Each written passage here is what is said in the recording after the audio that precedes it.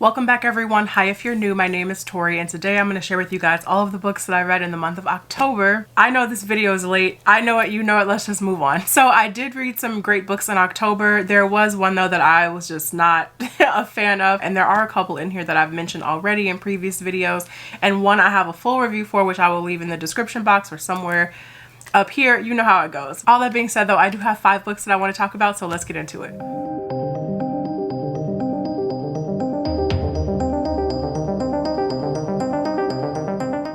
So the first book that I have here is Black Sun, and this is by Rebecca Roanhorse, and this is Rebecca Roanhorse's latest fantasy release. This is the first in a trilogy, and this novel is inspired by the civilizations of the pre-Columbian Americas. And I buddy read this with Angela from Literature Science Alliance, and I had so much fun talking about this book with her last month. We just had a great time with it, and I highly recommend you go check out Angela's channel. She has some really great content. She reads a lot of awesome fantasy and science fiction, and she also has this really great series that she does called The Science Behind the Magic. So definitely go check her out, go subscribe. So in this book we're following a handful of characters, but our story is really focused on this young man named Serapio. And when Serapio was younger, his mother started preparing him for this journey that he would take one day to this holy city of Tova. And Tova, every year they have this winter solstice, but on this particular year, it just so happens the solstice is coinciding with a solar eclipse. And basically with that event, just big things are going to happen. The world is not going to be the same afterwards. And so with that in mind, in the present day events of the story, we're getting the story in flashbacks in some moments too, but in the present day we have our characters traveling to the holy city of Tova. So Serapio, he is aboard a ship with this captain named Jala, and they're making their way to Tova. And we also have a perspective from inside the holy city of Tova as well, and just kind of the politics and the infighting that's happening within the city there. So overall though, this story is really, it's kind of a journey narrative. We're getting these characters as they're all just trying to make their way to the city for this one big event. Serapio, he needs to be there because, you know, from a young age it's been told that he's the one who's going to end up in the center of everything in this city, so he's trying to get there. And we're just really getting the characters on this kind of long, slow, and meandering journey. So I really enjoy that aspect of it. I enjoyed the time that Rebecca Roanhorse took in developing this world. I will say though, I was not a fan of the end. I thought the ending was just a little bit rushed, because the whole time we're just kind of getting used to this slow pacing of the story and just taking our time and watching the world unfold and build and everything like that. And so by the end of it, things just start happening really, really fast. And I thought it was actually kind of rushed, and I was left pretty unsatisfied by the ending of this first book. But I am looking forward to continue on with the series. I thought this was just a solid first book in a trilogy, and the rest of them should be pretty good. So the next book I want to talk about is Planetfall, and this is by Emma Newman, and this is the first book in a series.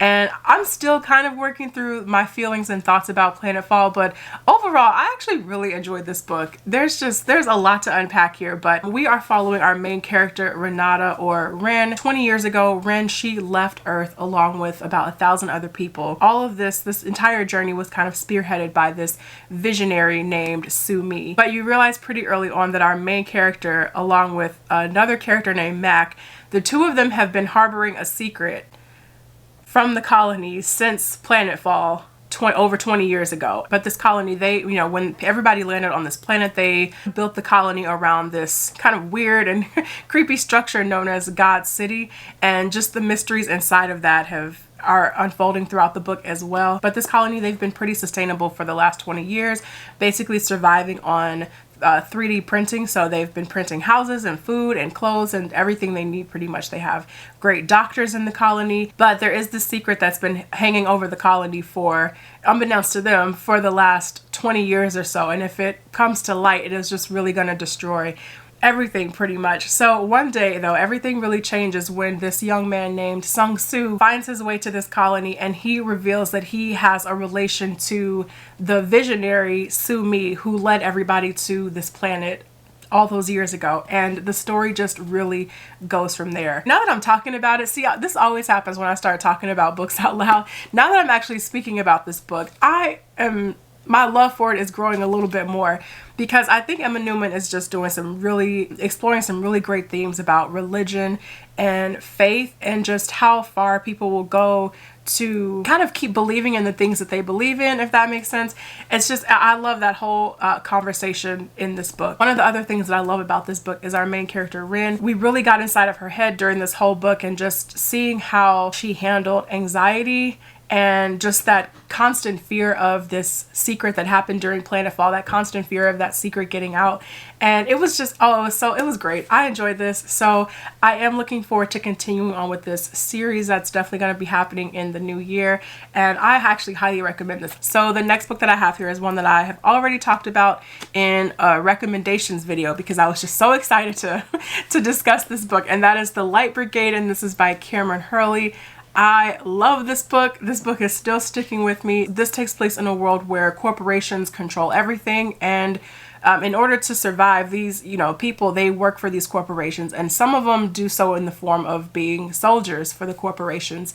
And there's been this ongoing war against Mars that the corporations have been fighting for years. And so our main character, Dietz, they join up as a soldier for a particular corp, and in order to get soldiers to the front line on these different planets, notably Mars, these corps, they break their soldiers down into like actual light to make the transportation faster. So the first time Dietz is broken down into light, though, something goes completely wrong, and Dietz just begins experiencing the war a lot differently than the rest of their soldiers. So that's really all I can say about this book. I think just the story in itself, the foundation of the story, the structure of the story itself, I think it's a spoiler, so I'm not going to say anything more about this, but I just think the way everything was handled, I think the way the structure was handled, this is such a cool story. I recommend this. I can't wait to read more by Kameron Hurley. I actually have another one of their books on my shelves, so I will be getting to Hurley in the new year, but this was quite the surprise because I really love this book. Okay, the next book I have here is the one that I did not enjoy in October, and that is We Are Unprepared, and this is by Meg Little Riley. Okay, so this was one that I actually was really enjoying, maybe up until maybe a little bit before the halfway point, and then I just did not like the direction it was going. Everything just became really dry, and I wasn't here for it anymore. So this novel, it's not post-apocalyptic by any means. It's more like pre-apocalyptic. And we're following this married couple in Vermont, and they are preparing for this massive superstorm that's going to be hitting the East Coast. And when it hits, it's just, everything is going to be completely destroyed pretty much. And so we're following these two main characters through the preparations of that, and just seeing how, how chaotic their town gets, and pretty much everything that goes into trying to prepare for a superstorm that could just wipe out everything. So as this couple is preparing for the storm to hit, we're also getting the story in flashbacks too. But as they're preparing, we are just kind of seeing the tension rise in their marriage, and the qualities that basically made them fall in love with each other are now becoming qualities that they dislike in the other one. So it's sort of like that, and we're just really witnessing how they are trying to cope with this impending storm. The story actually starts too when they are leaving this clinic and they find out that they're unable to have kids, and they're working through what that means for them, and just trying to deal with the emotions that come with that. I think the author has some really great commentary in here about the American dream and what does that mean, and living the life that you think you should be living. Because our characters, they're actually coming from Brooklyn, where it's just, the hustle and bustle, it's chaotic, and they think moving to Vermont will just give them that quaint kind of New England peace of mind sort of outdoor lifestyle, that comfort that they think they were missing. And months into that move, now this storm is arriving and just kind of about to break up everything. Even though the story is about the married couple, we're actually getting the story primarily from the perspective of the husband. And overall, I mean, this was okay. It's not something that I think I would ever recommend. I'm actually going to be unhauling this, and I think just towards the middle of the story, and then for the second half, things just got really dry, and I wasn't really a fan of the husband anymore. Just little things like that. And then finally, the last book that I have here is one that I've already reviewed, and that is The Invisible Life of Addie LaRue. If you all watched that review, spoiler alert, you already know that I absolutely adored everything about this book. This was amazing. The prose in here just completely blew me away. I love this book so much.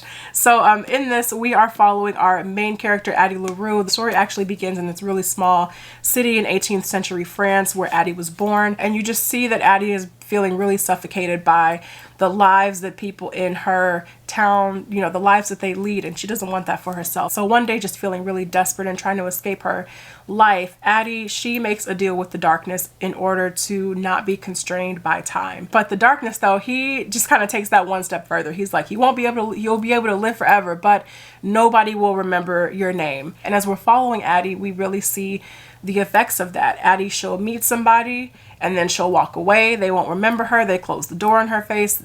They open it back and she's still there. They won't remember who she is.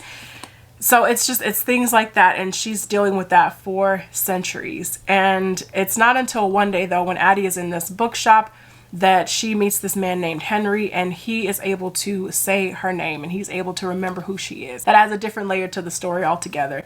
And also throughout the book, we're getting Addie's relationship with the darkness. The darkness' name is Luke, and we're seeing their kind of their power dynamic, their kind of toxic relationship that they have. And we get Addie through the centuries. We get her seeing culture expand, film develop, books are being written, and entertainment is changing, music, everything. And this is honestly such a beautiful book. I love it so, so much. So this was definitely the star of October for me, and I don't know what else to say about this. So that's it for me, you guys. Thank you all so much for watching this video. Let me know if you read any of these books. Let me know how your October went. What was your best book you read last month? And I will see you guys in the next video. Take care.